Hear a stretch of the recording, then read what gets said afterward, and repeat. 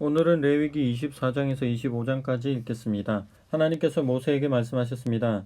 이스라엘 백성에게 등불에 쓸 깨끗한 올리브 기름을 가져오게 하여 등불이 계속 타오르게 하여라. 아론은 이 등불을 회막 안 증거궤를 가리는 휘장 앞에 두어 저녁부터 아침까지 하나님 앞에서 계속 타오르게 해야 한다. 이것은 너희가 대대로 지켜야 할 영원한 규례다. 아론은 이 등불을 하나님 앞 순금 등잔대 위에 두어 계속 타오르게 해야 한다. 너는 고운 곡식 가루를 가져다가 빵 한 개당 가루 4리터를 들여 빵 10개를 구워라. 그 빵들을 하나님 앞 순금상 위에 한 줄에 6개씩 두 줄로 차려 놓아라. 각 줄을 따라 순전한 향을 발라 그 빵을 기념물로 삼아라. 이것은 하나님에게 바치는 제물이다. 안식일마다 그 빵을 하나님 앞에 차려 놓아야 한다. 이것은 이스라엘 자손이 지켜야 할 영원한 언약이다. 그 빵은 아론과 그의 아들들 몫이 되고 그들은 그 빵을 거룩한 곳에서 먹어야 한다. 그 빵은 하나님에게 바친 제물에서 온 것으로 그들의 목 가운데서도 지극히 거룩한 것이다. 이것은 영원히 지켜야 할 규례다. 어머니는 이스라엘 사람이고 아버지는 이집트 사람인 한 남자가 있었습니다. 하루는 그가 외출하여 이스라엘 사람들에게로 갔는데 진 안에서 그와 어떤 이스라엘 사람 사이에 싸움이 일어났습니다.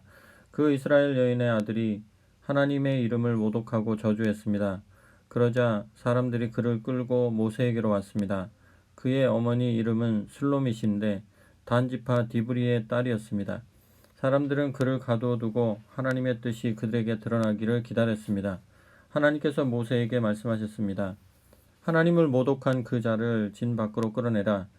그가 한 말을 들은 사람들은 모두 그의 머리에 손을 얹은 다음 온 회중이 그를 돌로 쳐서 죽여라. 너는 이스라엘 자손에게 이렇게 일러주어라. 누구든지 하나님을 저주한 자는 그 책임을 져야 한다. 누구든지 하나님의 이름을 모독한 자는 사형에 처해야 한다. 온 회중이 그를 돌로 쳐서 죽여야 한다. 외국인이든 본국인이든 하나님의 이름을 모독한 자는 사형에 처해야 한다. 누구든지 사람을 때려 죽게 한 사람은 사형에 처해야 한다. 다른 사람의 짐승을 죽인 사람은 그것을 물어주어야 한다. 생명은 생명으로 갚아야 한다. 누구든지 이웃에게 상처를 입힌 사람은 자신이 입힌 만큼 되받게 될 것이다. 골절에는 골절로, 눈에는 눈으로, 이에는 이로 되받게 될 것이다. 이웃에게 상처를 입힌 만큼 그 자신도 상처를 입게 될 것이다. 짐승을 때려 죽게 한 자는 그것을 물어주어야 한다. 그러나 사람을 때려 죽게 한 사람은 사형에 처해야 한다. 여기에 예외는 없다. 외국인이나 본국인에게나 같은 법이 적용된다. 나는 하나님, 너희 하나님이다. 모세가 이렇게 이스라엘 백성에게 말하자 그들은 하나님을 모독한 자를 진 밖으로 끌어내어 돌로 쳐서 죽였습니다. 이스라엘 백성은 하나님께서 모세에게 명령하신 대로 행했습니다. 하나님께서 시내산에서 모세에게 말씀하셨습니다. 너는 이스라엘 백성에게 전하여라. 그들에게 이렇게 일러주어라.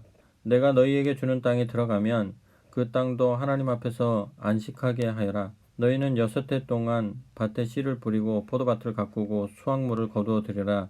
그러나 7째 해에는 그 땅이 하나님 앞에서 안식, 곧 온전하고 완전한 쉼을 얻게 해야 한다. 너희는 밭에 씨를 뿌려서도 안 되고 포도밭을 가꾸어서도 안 된다. 자생하는 것을 거두어 들이지도 말고 돌보지 않은 포도나무의 열매를 수확하지도 마라. 그 땅은 한 해 동안 온전하고 완전한 쉼을 얻을 것이다. 안식년 동안 그 땅에서 자생하는 것은 너희가 먹어도 된다. 너희와 너희 남종과 여종과 너희 품꾼과 너희 땅에서 사는 외국인은 물론이고 너희의 가축과 그 땅의 들짐승도 그것을 먹을 수 있다. 그 땅에서 자생하는 것은 무엇이든 먹어도 된다. 안식년을 7번, 곧 7해를 일곱 번 세어라. 안식년이 7번이면 49해가 된다. 7째 달 10일, 곧 속죄일에 순양의 뿔로 만든 나팔을 크게 울려라. 나팔 소리가 온 땅에 울려 퍼지게 하여라. 너희는 50년이 되는 해를 거룩한 해로 정하고 온 땅에 사는 모든 사람에게 자유를 선포하여라. 이 해는 너희를 위한 희년이니 각 사람은 자기 집안의 소유지로 돌아가서 자기 가족을 만날 것이다. 50년째 해는 너희의 희년이다. 씨를 뿌리지도 말고 밭에서 자생하는 것을 거두지도 말고 돌보지 않은 포도나무의 열매를 수확하지도 마라. 그 해는 희년이고 너희에게 거룩한 해이기 때문이다. 너희는 밭에서 자생하는 것은 무엇이든지 먹어도 된다. 이 희년에는 모든 사람이 자기 집안의 소유지로 돌아가야 한다. 이웃에게 소유물을 팔거나 이웃에게서 소유물을 살 때는 이웃을 속이지 마라. 살 때는 희년에서 몇 해가 지났는지를 계산해서 가격을 정하고 팔 때는 다음 희년까지 몇 해가 남았는지를 계산해서 가격을 정해야 한다. 희년까지 횟수가 많이 남았으면 큰 돈이 되니 값을 올릴 수 있다. 하지만 횟수가 적게 남았으면 돈이 덜 되니 값을 내려라. 실제로 너희가 사고 파는 것은 곡물을 수확할 수 있는 횟수인 것이다. 너희는 서로 속이지 말고 너희 하나님을 두려워하여라.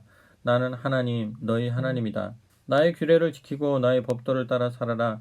그러면 너희가 그 땅에서 안전하게 살 것이다. 그 땅은 열매를 낼 것이고 너희는 온갖 거리를 얻고 아무 걱정 없이 안전하게 살 것이다. 너희가 묻기를 일곱째 해에 심지도 않고 거두지도 않으면 무엇을 먹고 살라는 말입니까? 하겠지만 내가 보증하겠다. 내가 여섯째 해에 너희에게 복을 주어 새 해 동안 먹기에 충분한 소출이 그 땅에서 나게 할 것이다. 여덟째 해에 씨를 뿌리고 나서 아홉째 해가 되어 햇곡식을 거둘 때까지 너희는 묵은 곡식을 먹게 될 것이다. 땅을 영구히 팔지는 못한다. 땅은 나의 것이다. 너희는 다만 외국인이요 나의 소작인일 뿐이다. 너희는 너희가 소유한 땅을 누군가가 되살 수 있는 권리를 보장해야 한다. 내 형제 가운데 하나가 가난하게 되어 자기 땅의 일부를 팔아야 할 경우 그 친척 가운데 가장 가까운 사람이 나서서 자기 형제가 판 땅을 되사야 한다. 땅을 되사줄 친척이 없는 사람이라도 나중에 성공해서 그 땅을 되살 만큼 충분한 돈을 벌었으면 그 사람은 자신이 땅을 판 뒤로 사용된 땅의 가치를 계산해서 남은 값을 땅을 산 사람에게 지불하면 된다. 그렇게 해서 그는 자기 소유의 땅으로 돌아갈 수 있다. 그러나 되살 만큼 돈을 벌지 못했으면 그가 판 땅은 희년이 될 때까지 그 땅을 산 사람의 소유로 남는다. 희년이 되면 땅은 원래의 주인에게 돌아갈 것이다. 그때 그는 자기 땅으로 돌아가 그 땅에서 살아갈 수 있다. 성곽 안에 있는 집을 판 경우 판지 한 해가 다 차기까지는 되살 권리가 있다. 한 해 동안은 언제든 되살 수 있다. 하지만 한 해가 다 지나도록 되사지 못하면 그 집은 영원히 구입한 사람과 그 자손의 소유가 된다. 그 집은 희년이 되어도 원래의 주인에게 돌아가지 않는다. 그러나 성곽이 없는 마을에 있는 집은 밭과 마찬가지로 처리할 것이다.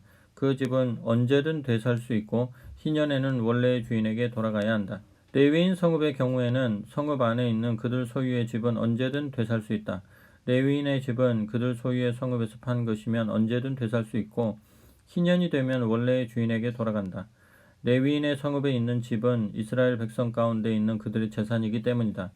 레위인의 성읍에 속한 목초지는 그들의 영원한 소유지이므로 팔 수 없다. 너희 형제 가운데 누가 가난하게 되어 자기 힘으로 살아가지 못하는 사람이 있으면 외국인이나 손님을 돕듯이 그를 도와주어라. 그래서 그가 너희 동네에서 계속 살 수 있게 해주어라.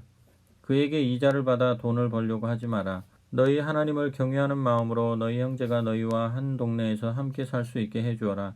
그의 공경을 이용하여 과도한 이자를 얻으려고 돈을 빌려주거나 이득을 보려고 양식을 구워 주어서는 안 된다. 나는 가나안 땅을 너희에게 주어 너희 하나님이 되려고 너희를 이집트에서 이끌어낸 너희 하나님이다. 너희 형제 가운데 누가 가난하게 되어 자신의 몸을 너희에게 팔아야 할 경우 그를 종 부리듯 하지 말고 품꾼이나 너희 가운데 머무는 손님처럼 대하여라.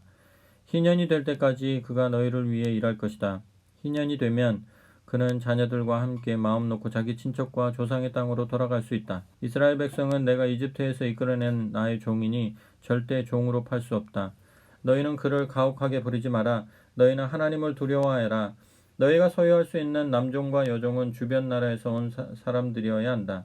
주변 나라로부터 종을 사들이는 것은 괜찮다. 일시적으로 너희와 함께 사는 외국인 노동자의 자녀들은 사들여도 된다. 너희 땅에서 태어나 너희 가운데 사는 그들의 친척에게서 사들일 수도 있다. 너희는 그들을 너희 소유로 삼아 너희 자녀에게 재산으로 물려줄 수 있고 그들이 사는 동안 종으로 부릴 수도 있다. 그러나 너희 형제 이스라엘 자손을 가혹하게 부려서는 안 된다. 너희와 함께 사는 외국인이나 거류민 가운데 부유해진 사람이 있어서 너희 형제 가운데 가난해진 한 사람이 너희와 함께 사는 외국인이나 그의 친척에게 자신의 몸을 판 경우 그는 자기 몸을 판 뒤라도 되살 권리가 있다. 그의 친족 가운데 하나가 그를 되살릴 수 있다. 그의 삼촌이나 사촌이나 그의 친척 가운데서 가까운 사람이 그를 되살 수 있다. 또는 그가 돈을 모아서 스스로 값을 치를 수도 있다. 그럴 경우 그와 그의 주인은 그가 몸을 판 해부터 희년이 되는 해까지의 횟수를 계산하고 그 횟수 동안 치러야 할 품꾼의 삭스에 따라 되사는 값을 정해야 한다. 희년까지 횟수가 많이 남았으면 그는 자신을 판 가격의 상당액을 갚아야 한다. 그러나 희년까지 몇 해 남지 않았으면 그 남은 횟수에 따라 되사는 값을 계산해야 한다. 주인은 그를 해마다 고용한 사람처럼 대해야 한다. 주인이라도 그를 가혹하게 부리는 일이 없어야 한다. 그가 이 방법들 가운데 어느 것으로도 풀려나지 못한다 해도 희년이 되면 자유의 몸이 된다. 그는 물론이고 그의 자녀까지도 자유의 몸이 된다. 이는 이스라엘 백성이 나의 종, 곧 내가 이집트에서 이끌어낸 나의 종이기 때문이다.